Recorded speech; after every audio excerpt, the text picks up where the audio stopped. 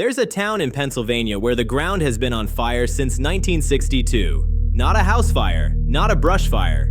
The actual earth beneath people's feet has been burning for over 60 years, and scientists say it could keep going for another 250. The government deleted its zip code. America loves its small town charm, right? Farmers markets, town squares, that one diner where everybody knows your name. But there's another version of small town America that didn't make the tourism brochure. These aren't your basic haunted hayride towns with fake cobwebs and a guy in a rubber mask. These are the real ones. Towns where people vanished off hiking trails and were never found. A place where 46 witnesses watched a man get shot in broad daylight, and every single one of them said they didn't see a thing. Oh, and the town where nearly 300 people live inside one building because stepping outside might actually end you. Think you've heard the creepy ones? Maybe, but have you heard about the town where 8 people were murdered in their sleep with an axe and nobody's been caught in over 110 years? Or the ghost town sitting on a 600-foot cliff that the EPA said was too toxic to touch?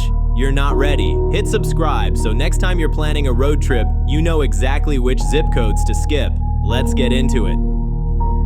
Number 10. Moonville, Ohio. The tunnel where the dead still clock in. There's a train tunnel in the middle of nowhere, Ohio, where no trains have run since 1988. No lights exist, and people still report seeing a lantern swinging in the pitch dark from a man who lost his head over a century ago. Great spot for a first date, right? Moonville isn't really a town anymore. It's the leftover bones of one. Tucked deep in Vinton County, surrounded by the Zaleski State Forest, this 1800s mining outpost peaked at about 100 people, most of them from just 2 families, the Coes and the Fergusons. By 1947, even they had enough. Population today? Absolute zero. What's left? A brick train tunnel, a crumbling cemetery, and enough documented ghost sightings to make a paranormal investigator retire early. The tunnel was part of the Marietta and Cincinnati Railroad, and because there were no roads into Moonville, walking the tracks was the only way in or out. That was also the fastest way to die. Researchers have documented at least 21 deaths along the tracks near the tunnel. 21 on one stretch of rail. The star ghost is the brakeman, a rail worker supposedly decapitated after stumbling home drunk from a card game. His apparition wanders the tunnel carrying a lantern. And this isn't just campfire talk. The Chillicothe Daily Gazette reported in 1895 that his ghost appeared in front of a fast freight train in a white robe carrying a lantern. An actual newspaper covered this in 1895. Then there's the Lavender Lady, detected by a sudden blast of lavender perfume in the middle of the woods, and Baldy Keaton, the town bully found dead on the tracks, whose ghost allegedly stands on top of the tunnel and throws pebbles at visitors. Because even in death, some people just can't stop being annoying. Here's the wildest part. The railroad company installed a signal light near the tunnel, not because of mechanical issues, but because phantom figures waving lanterns kept triggering emergency stops on real trains. The ghosts were causing operational delays. That's not a haunting, that's a labor dispute from beyond the grave. Picture this, you're hiking through dense forest, no cell service, no trail markers that make sense. You reach the tunnel entrance, it's dripping, pitch black, and your flashlight barely cuts through the first 10 feet. You step inside and hear footsteps on rails that haven't existed in decades. Your buddy thinks it's funny, you don't, you never come back. Would you walk through Moonville Tunnel alone at midnight, or do you have a functioning survival instinct? Let me know in the comments. And if you thought a haunted tunnel was unsettling, wait until we visit a place where ghost children keep showing up and nobody can explain where they come from. Number 9. Cahaba, Alabama. The ghost capital that keeps trying to tell you something. There's a town in Alabama that went from being the state capital and one of the wealthiest communities in America to being sold to one man for $500 who tore the whole thing down for lumber. And visitors keep showing up at the ranger station saying they heard children playing in the woods. The rangers search every time. They never find any living children. Cahaba was Alabama's first state capital, selected in 1818. By the 1850s, it had the 4th highest per capita wealth in the entire United States. Mansions, cotton money, political power. Then catastrophic flooding destroyed the state house, the government relocated, and the Civil War gutted whatever was left. A cotton warehouse became a POW prison designed for 500 that swelled to over 3,000 Union soldiers. After the war, those freed prisoners were loaded onto a steamboat called the Sultana, which exploded on the Mississippi, killing roughly 2,000 people, more than the Titanic. Cahaba's last act of relevance was accidentally contributing to one of the worst maritime disasters in American history. By 1903, a freedman bought the entire town for $500, demolished the buildings, and shipped the materials to Mobile. The town was literally parted out like a junkyard car. Population today, 0. But the ghosts apparently didn't get the eviction notice. The park director has documented a recurring pattern. Visitors show up at the visitor center concerned that children are trapped in the woods near the cemetery. They hear laughing, playing, the sounds of kids running through leaves. Staff search every time. They've never found a single living child. This has happened enough times that locals at a barbecue joint in nearby Selma overhear tourists discussing it without prompting. Multiple unrelated people hearing the same phantom children in the same woods, independently. Then there's the glowing orb behind the Peggs mansion, first seen in 1862 by a young couple walking through the cedar maze. Colonel Pegasus was killed in battle that same year, and a boy named Herbert spent a summer at Cahaba and talked about Gat, the gentleman who watched over him. His family told him that was impossible. Gat had been dead before Herbert was born. Picture walking through crumbling brick ruins draped in Spanish moss. Ancient oaks arch overhead like cathedral ceilings. Artesian wells still flow from the ground, feeding no one. You hear laughter somewhere behind the tree line. You turn. Nothing. Just columns standing like sentinels along the river, guarding a town that hasn't existed in over a century. You tell yourself it's the wind, but wind doesn't giggle. Cahaba may be a ghost, but at least it's a polite one. The next town on our list, the EPA showed up and said get out, now. Number 8, Gilman, Colorado. The forbidden town on the edge of a cliff. There's a town in Colorado sitting on a 600-foot cliff that you can see from the highway but are absolutely not allowed to enter. In 1984, the EPA tested the soil, looked at the results, and essentially told everyone to pack a bag and never look back. It's been sealed off ever since. Gilman sits at nearly 9,000 feet elevation in Eagle County, perched dramatically on the edge of Battle Mountain, overlooking the Eagle River far below. You can spot it from Highway 24 between Vail and Leadville. It looks like a movie set. It's not. It's a super fun site. Founded in 1886 during the silver boom, the mines under Gilman produced nearly 400,000 troy ounces of gold, plus massive amounts of silver, zinc, copper, and lead over 99 years of continuous operation. The New Jersey Zinc Company ran it as a classic company town. Everyone worked the mines, everyone breathed the dust, everyone drank the water, and nobody asked what was in it. Turns out, arsenic, cadmium, copper, lead, and zinc. All of it contaminated the soil, the water, and the air. The EPA designated it a Superfund site in 1986. A 2013 inspection found that contaminated water pipelines had visible leaks with orange-colored icicles, and in one incident, roughly 400,000 gallons of raw contaminated water burst into the environment. Here's the eerie part. Gilman is frozen in time. Cars still sit in garages. Newspapers lie on floors. Curtains hang in windows of houses no one's entered in 40 years. The whole town is just sitting there, decaying on a cliff edge, watching the highway traffic below like a ghost pressing its face against the glass. Someone proposed turning it into a ski resort in 2009, because apparently, carving turns on a Superfund site sounded like a solid business plan. It didn't happen. A former resident once said that her grandmother died very young of cancer, and the family always suspected it was connected to the toxicity. But back then, nobody questioned the company. You worked, you drank the water, you didn't ask. Picture driving along a Colorado highway, surrounded by ski towns and craft breweries, and then glancing up at a crumbling ghost town on a cliff that looks like it belongs in a post-apocalyptic film. You think about pulling over. Then you see the signs, no trespassing, hazardous materials, violators prosecuted. You keep driving. Smart move. Gilman is what happens when a company mines a mountain dry and leaves the mess behind, but at least Gilman is empty. The next town on our list was once called the wickedest town in America, and people still live there, on purpose. Number 7, Jerome, Arizona. The town where 9,000 people died in what's now a hotel.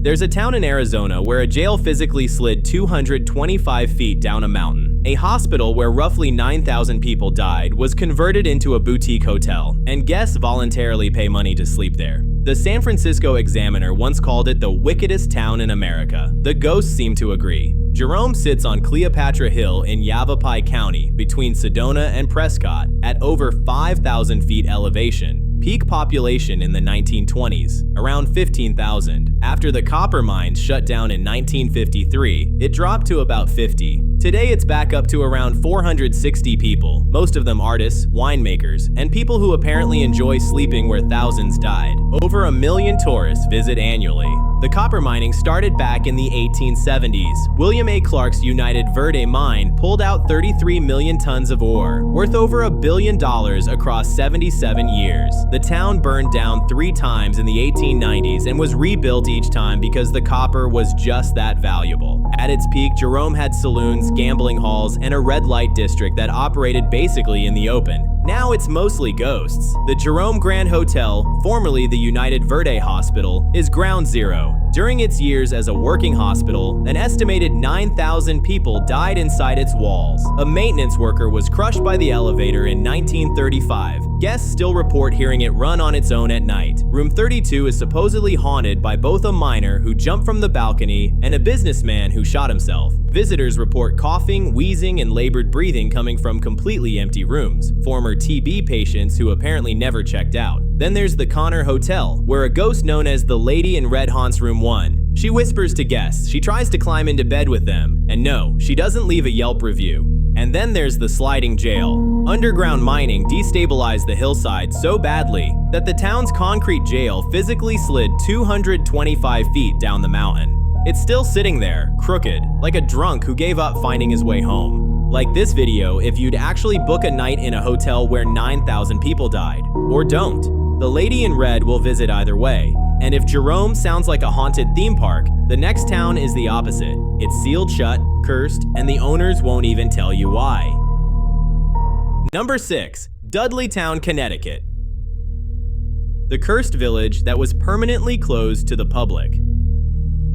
There's a place in Connecticut where Ed and Lorraine Warren, the paranormal investigators behind the Conjuring films, declared the land demonically possessed. It sits in a valley called Dark Entry Forest, on a road called Dark Entry Road, and the organization that owns it has it patrolled by police. Trespassers get arrested, not warned. Arrested. Dudleytown isn't on your GPS and it's not a glitch. Founded in the 1740s by descendants of a family allegedly cursed since the days of Henry VIII, the settlement sat in a valley between 3 hills that block sunlight so effectively that noon often felt like twilight.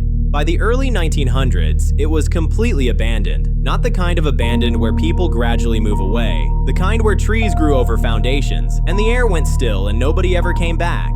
The curse, as the legend goes, followed the Dudley family from England. Residents experienced suicides, sudden insanity, unexplained deaths, crop failures, and disappearances. One woman was reportedly struck by lightning on her porch. Another allegedly went completely mad while her husband was away on business. The town didn't just empty, it unraveled. Now here's where it gets interesting. A reverend named Gary Dudley actually researched his own ancestors in 1999 and debunked most of the claims. The Historical Society confirms no supernatural events, but the Warren investigation in the early 1970s declared the land controlled by something terrifying. Dan Aykroyd called it the most haunted place on Earth, and the Dark Entry Forest Association, which bought the property in 1924, still refuses to explain why they keep it sealed. People who've snuck past the patrols report unnatural silence, no bird song, no insects, no animal sounds at all. Photos allegedly glitch or don't develop. Visitors describe being touched and scratched by something they can't see. One account from a Connecticut forum described going on a dare.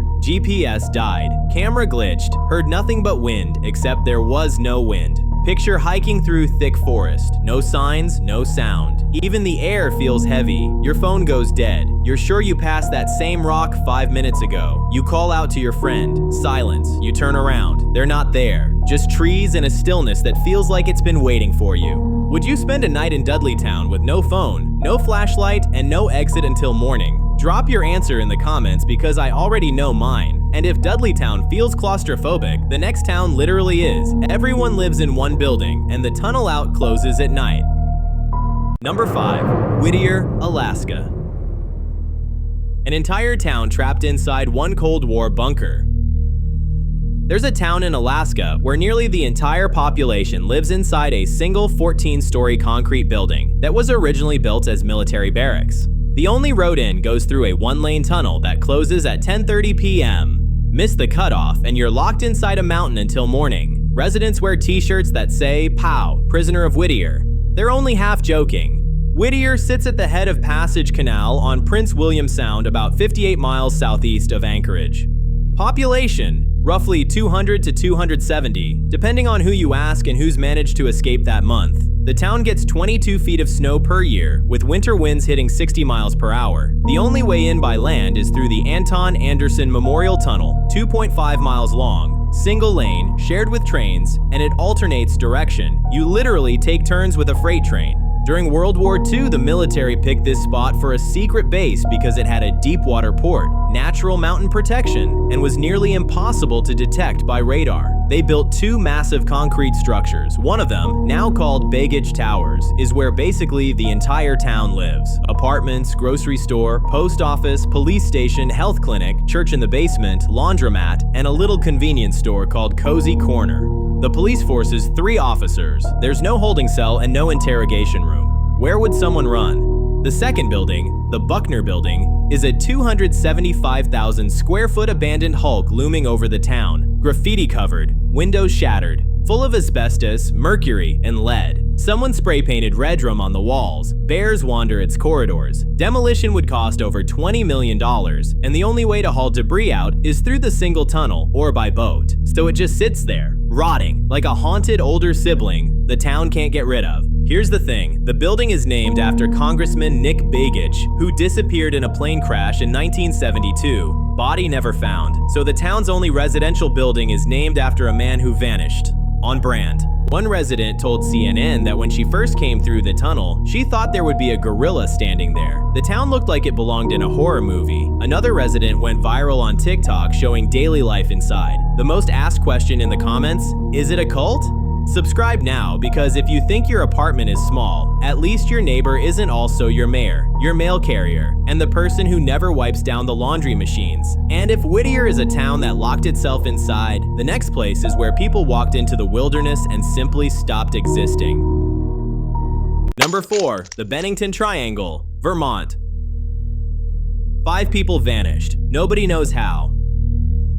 Between 1945 and 1950, 5 people disappeared in the wilderness surrounding Glastonbury Mountain in Vermont. One was an experienced woodsman, one was a college student in a bright red jacket, and one vanished from a moving bus while fellow passengers sat around him. The Abenaki people refused to hunt on this mountain for centuries, believing it was cursed by an enchanted stone that swallows anything that steps on it. The Bennington Triangle covers a stretch of southwestern Vermont centered on Glastonbury Mountain, which rises to about 3,700 feet in the Green Mountain National Forest. The town of Glastonbury was unincorporated in 1937. Population, 0. The area is dense forest, sudden fog, and largely trailless once you leave the long trail. The disappearances.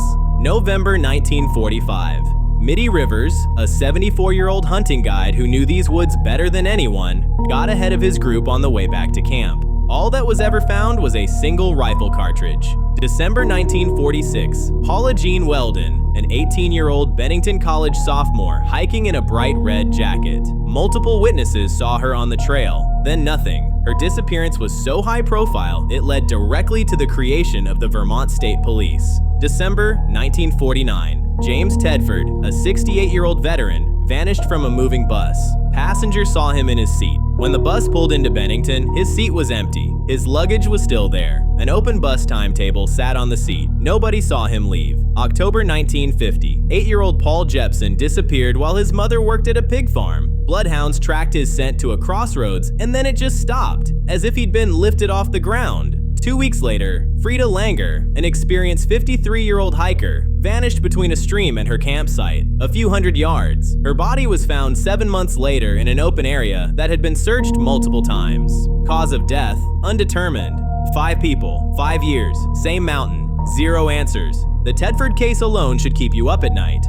A man vanishing from a bus seat while surrounded by other passengers is the kind of thing that breaks your brain if you think about it too long. Where did he go? He didn't get off. Nobody saw him move. His luggage stayed put. His timetable was still open. Picture this. You're hiking. The fog rolls in fast. You can't see more than 20 feet ahead. The trail narrows and then just stops. Your compass spins. Your phone shows no signal. You hear nothing. Not birds, not wind, not even your own breathing feels normal. You turn back and realize the trail behind you looks different. Everything looks different. Would you hike Glastonbury Mountain alone? Or are you smarter than at least 5 people who tried? And if the Bennington Triangle swallows people, the next town poisoned them from the inside out. Number 3. Villisca, Iowa. The house where a killer covered every mirror and murdered 8 people in their sleep. On June 10, 1912, someone entered the Moore family home in Villisca, Iowa, hid in the attic, waited for everyone to fall asleep, then descended the stairs and bludgeoned 8 people to death with an axe. 6 of them were children. The killer covered every mirror in the house with cloth, left a 4-pound slab of bacon on the floor next to the weapon, and walked out into the night. Over 110 years later, nobody has ever been convicted. You can spend the night in the house for $199. Villisca sits in Montgomery County, about 2 hours southwest of Des Moines. Population today is around 1,100, down from roughly 2,500 at the time of the murders. The town's name comes from a Native American word. Historians still debate whether it means pretty place or evil place. Both seem accurate. Here's what happened. The Moore family of 6 and 2 overnight guests, Ina May and Lena Stillinger, ages 8 and 11, attended a Children's Day church service that evening. They came home. They went to bed. Someone was already in their attic. Cigarette butts confirmed the killer had been waiting for hours.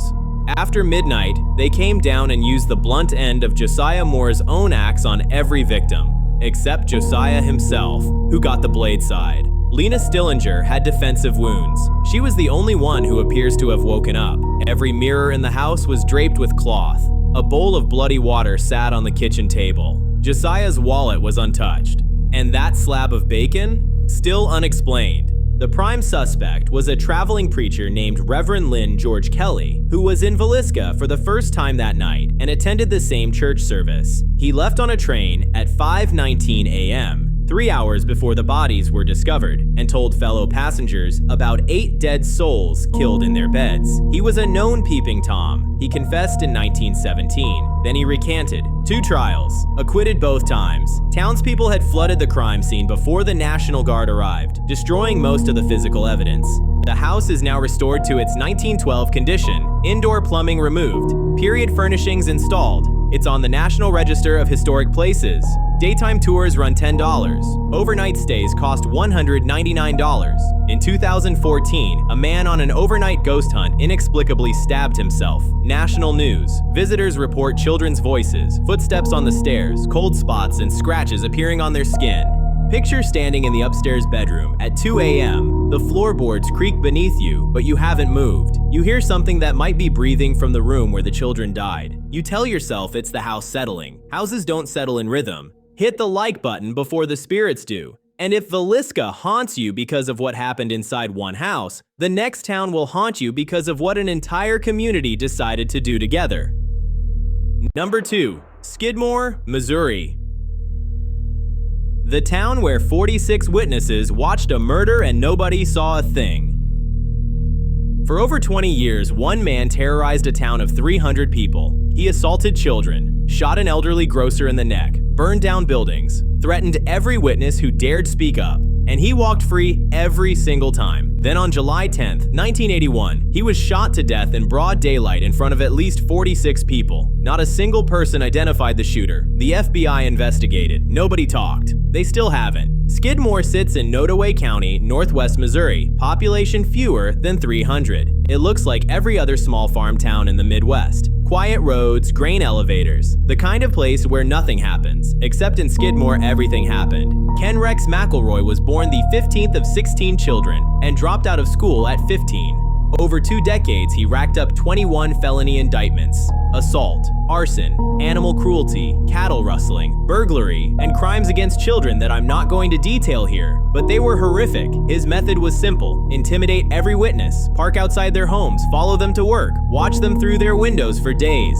His defense attorney got him acquitted or got charges dropped every single time. 21 indictments, 0 convictions. The breaking point came when McElroy walked into a grocery store and shot 70-year-old Ernest Bowenkamp in the neck. He was convicted of assault but released on appeal bond. The town had had enough. A meeting was called. The county sheriff suggested forming a neighborhood watch and then left. The crowd walked to the D&G Tavern where McElroy sat in his pickup truck with his wife. At least 2 guns opened fire. He was hit multiple times. No one called an ambulance. His wife sat next to him the entire time. When it was over, the crowd dispersed. Every single person said they didn't see who pulled the trigger. The district attorney declined to prosecute. The FBI ran an extensive investigation. Nothing. 46 potential witnesses and not one cooperating statement. His former defense attorney later said the town got away with murder. And Skidmore wasn't done. In December 2004, a woman traveled to Skidmore, entered the home of an 8 months pregnant resident named Bobby Jo Stinnett, strangled her, and cut the baby from her womb with a kitchen knife.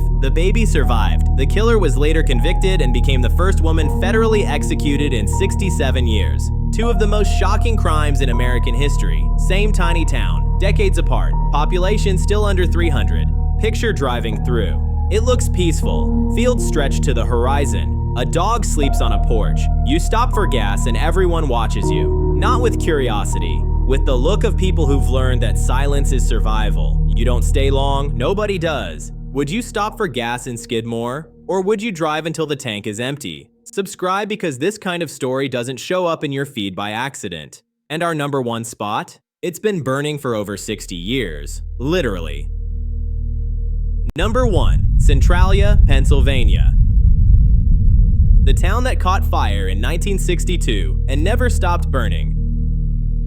In 1962, the Centralia Borough Council's plan for cleaning up a landfill was to light it on fire. That fire reached an underground coal seam and has been burning ever since, over 60 years. It currently spreads beneath 400 acres, creeps forward at 75 feet per year, and scientists estimate it could burn for another 100 to 250 years. The government spent $42 million relocating an entire town because a borough council couldn't be bothered to fully put out a trash fire. Centralia sits in Columbia County, northeastern Pennsylvania. In its prime, it was a thriving coal town. Population peaked at over 2,700 in the 1890s with 14 active mines, 7 churches, 5 hotels, 27 saloons, and 2 theaters. By the 2020 census, 5 residents. The U.S. Postal Service discontinued its zip code in 2002. Every property was condemned under eminent domain in 1992. The few holdouts who remained were eventually allowed to stay until death under a 2013 settlement,